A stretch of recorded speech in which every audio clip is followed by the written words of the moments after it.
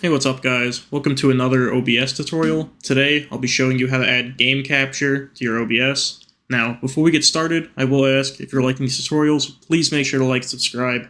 It really helps these videos do well in the algorithm. Anyway, without further ado, what you want to do is come to your sources here, click the plus, then you're going to add a game capture source. I'm just going to click create new. And now, if you have it under capture any full screen application, it's actually really buggy, so I wouldn't recommend using this. So what I'd have you do is go onto this and select capture a specific window.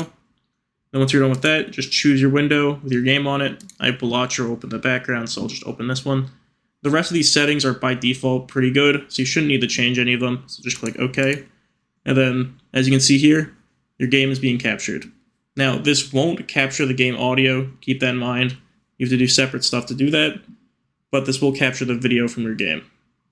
Anyway, thank you guys for watching, and I'll see you on the next one.